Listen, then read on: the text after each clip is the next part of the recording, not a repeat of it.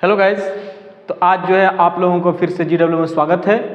आज जो है हम लोग फिजिक्स के कुछ महत्वपूर्ण ऑब्जेक्टिव क्वेश्चन को जानें जो मैट्रिक के फाइनल एग्जाम में आने की संभावना है। तो हम लोग जो है आज जो प्रकाश के प्रवर्तन एवं अपवर्तन से रिलेटेड है, तो पहला जो क्वेश्चन है हमारा, प्रकाश की किरण गमन करती है। तो पहला ऑप्शन जो है सीधी रेखा में है, दूसरा ऑप्शन टेढ़ी रेखा में, तीसरा ऑप्शन किसी भी दिशा में, चौथा ऑप्शन इनमें से कोई नहीं। तो प्रकाश जो है हमेशा जो है कहाँ गमन करती है? सीधी रेखा में गमन करती है अपनी प्रकृति के कारण। दूसरा क्वेश्चन है प्रकाश का न्यूनतम वेग होता है। तो पहला जो होता है जल में दिया ऑप्शन, दूसरा ऑप्शन दिया है वायु में, तीसरा ऑप्शन दिया है कांच में और चौथा ऑप्शन होता है दिया है निर्वात में। तो जल में प्रकाश का वेग जो होता है 2,25,000 किलोमीटर प्रति सेकंड की रफ्तार से होता है। दूसरा दिया है वायु में, तो वायु में जो है प्रकाश का वेग जो होता है 3,00,000 किलोमीटर प्रति सेकंड होता है।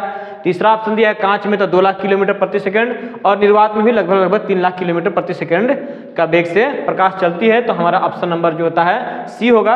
कांच में जो है सबसे कम होता है 2,00,000 किलोमीटर प्रति सेकंड। तीसरा जो है क्वेश्चन है मोटर गाड़ी के चालक के सामने लगा रहता है।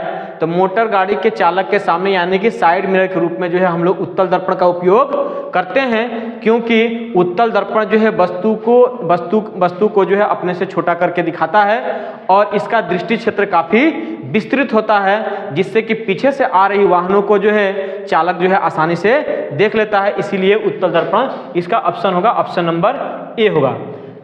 चौथा क्वेश्चन है मोटर कार के हेडलाइट में किसका प्रयोग किया जाता है? जो कारें होती हैं उसके जो है हेडलाइट में जो है उसमें किसका हम लोग प्रयोग करेंगे?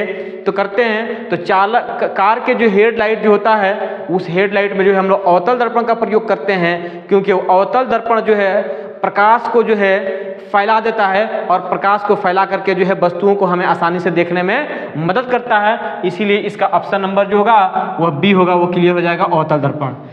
पांचवा क्वेश्चन है समतल दर्पण द्वारा बना प्रतिबिंब होता है। तो हम जानते हैं कि समतल दर्पण द्वारा बना प्रतिबिंब हमेशा जो है काल्पनिक और आभासी होता है, यानी कि दर्पण के द्वारा बना प्रतिबिंब वस्तु के बराबर होता है। तो यहाँ ऑप्शन नंबर जो है हम लोग काल्पनिक डाल देंगे, यानी कि ये होगा।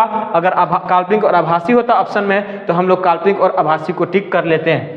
छठा क्वेश्चन है लेंस की क्षमता का SI मात्रक क्या होता है? तो हम जानते हैं कि लेंस की क्षमता को जो है हमेशा जो है डायप्टर में मापा जाता है, जिसे D द्वारा दर्शाया जाता है। तो ऑप्शन नंबर जो है यहाँ भी ये होगा, यानी कि लेंस की क्षमता का SI मात्रक डायप्टर होता है। प्रकाश की किरणों को पथ को दर्शाने वाले चित्र को क्या कहा जाता है? तो प्रकाश की किरण के द्वारा जो चित्र को दर्शाया जाता है उसे जो है हम लोग जो है किरण आरेख के नाम से जानते हैं। तो ऑप्शन नंबर इसका ए होगा। आठवां क्वेश्चन जो है हमारा दो डायप्टर क्षमता वाले लेंस का फोकसांतर क्या होगा? तो ऑप्शन नंबर है 20 सेंटीमीटर, 30 सेंटीमीटर, 40 सेंटीमीटर और 50 सेंटीमीटर।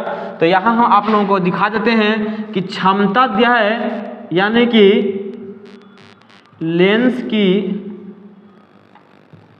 क्षमता को हम लोग P से दर्शाते हैं, यानी कि क्षमता P बराबर दिया है 2 डायप्टर। तो फोकस दूरी F बराबर हमारा कर रहा है वाट। तो चूंकि P बराबर जो होता है 1/F होता है, 1 जो होता है हमेशा जो है हमारा मीटर में होता है, यानी कि इसको सेंटीमीटर में देंगे 100, यानी कि /F। तो P का मान यहाँ ऑलरेडी दिया है 2 डायप्टर, तो यहाँ 2 लिख देंगे बराबर 100/F। क्रॉस मल्टीप्लाई करेंगे हम लोग तो 2F बराबर जो हो जाएगा 100 हो जाएगा, इसलिए F बराबर जो हो जाएगा 100/2, यानी कि 50 दूना 100, यानी कि 50 सेंटीमीटर जो है हमारा ऑप्शन होगा, यानी कि ऑप्शन नंबर जो है डी हमारा ट्रू हो जाएगा। अब हम लोग जो है 9वें क्वेश्चन की तरफ चलेंगे। तो किसी उत्तल लेंस का फोकसांतर 50 सेंटीमीटर है तो उसकी क्षमता क्या होगी? तो हम लोग 9वें क्वेश्चन की तरफ चलते हैं। तो यानी कि फोकसांतर हमारा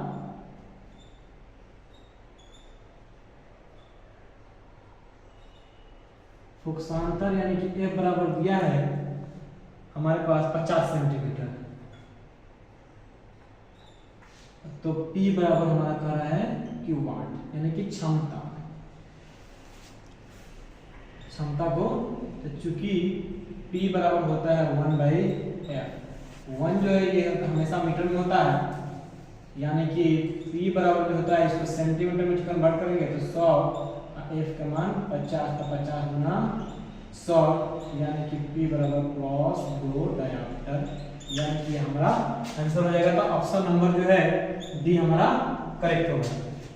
10वां क्वेश्चन कह रहा है कि प्रकाश की किरणों के समूह को क्या कहते हैं, यानी कि प्रकाश के किरणों के समूह को याद रखेंगे हमेशा कि प्रकाश के किरणों के समूह को हम लोग किरणपुंज कहते हैं। 11वां क्वेश्चन है उत्तल लेंस की क्षमता होती है, तो उत्तल लेंस की क्षमता हमेशा जो होती है धनात्मक होती है, यानी कि पॉजिटिव होती है, यानी कि क्रॉस में होती है। तो इसका जो है हम लोग धनात्मक को टिक कर लेंगे।